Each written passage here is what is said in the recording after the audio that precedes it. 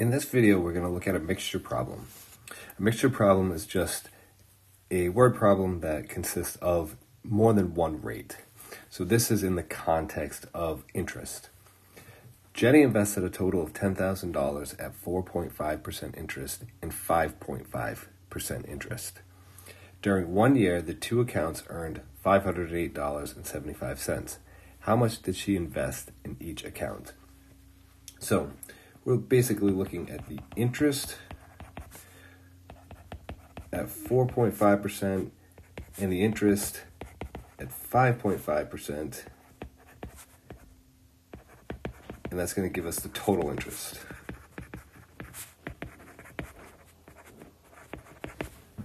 So the interest at 4.5% we can find using a nice easy formula. It's simply the principal times the rate times the amount of time. And we're going to use that same formula for both of these. We're going to get our total interest. I'm just going to carry that down. So the principal, that capital P stands for principal. So the principal is going to be some portion of the $10,000. So we don't really know what that is. We're just going to call that X. The rate is 4.5%. We're going to use that as a decimal. So 4.5% we could write as 0.045. And then the amount of time, let's see, it says during 1 year, so our time is just going to be 1. So that is our expression for the interest at 4.5%. Now we need an expression for the interest at 5.5%.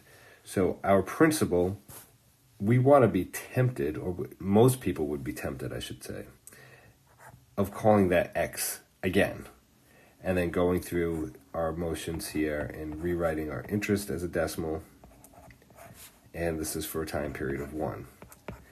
Now, the problem with that, though, is we called the principal in both cases X, which means that they would be the same amount. So in this case, if Jenny's investing $10,000 and we're using the same amount in each one of these expressions, X would be $5,000 in both cases. But we're not sure if that's how much was invested. All we know is that the total interest is $508.75. So let's go in there. We're going to have to make an adjustment to this. So if we're calling the amount invested at 4.5% interest X, X could be $5,000. It could be $1. It could be $10,000. We don't know, but we do know that whatever X is, that this amount right here, let's call it something else. Let's call it Y, right?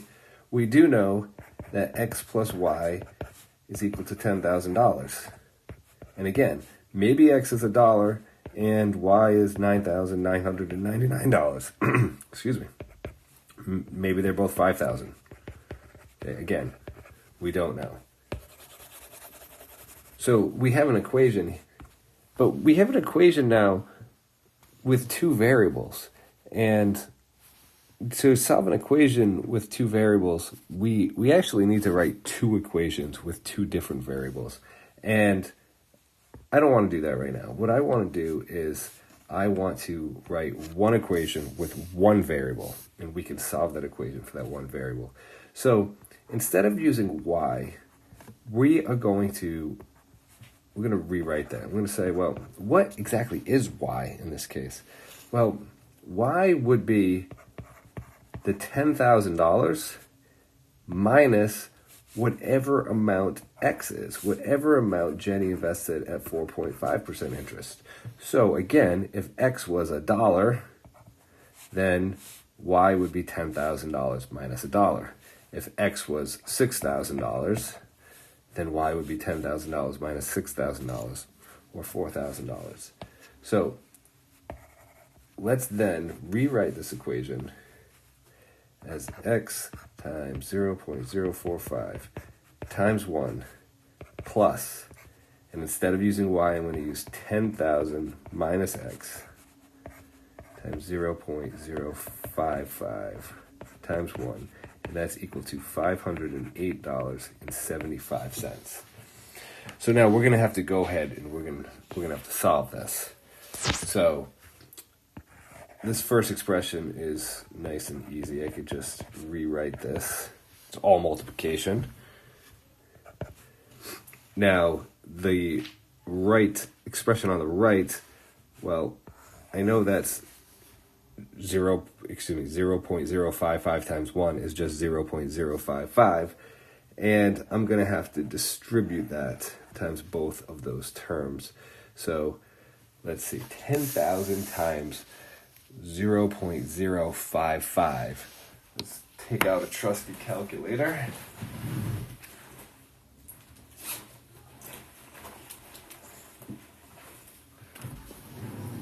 Sorry about that. One of the calculators I was using, the batteries just died. So let's see. 0.055 times 10,000. And that's going to give us $550. And then minus 0.055x. Okay, so now I'm just going to combine like terms. So this becomes negative 0.01x plus 550. And I'm just going to subtract this on both sides, keeping that equation balanced. And this is going to be negative 41.25. And now divide both sides by negative 0.01. Let's actually write that out so nothing is lost. So you can see both sides become positive, and I'm dividing by 0.01. So all that's going to happen is my decimal point is going to end up moving over. So this ends up being $4,125.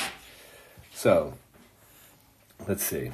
The question asks, how much did she invest in each account? So X is equal to $4,125, which means Y, which again I renamed as 10,000 minus X, is 10,000 minus $4,125, which is $5,875.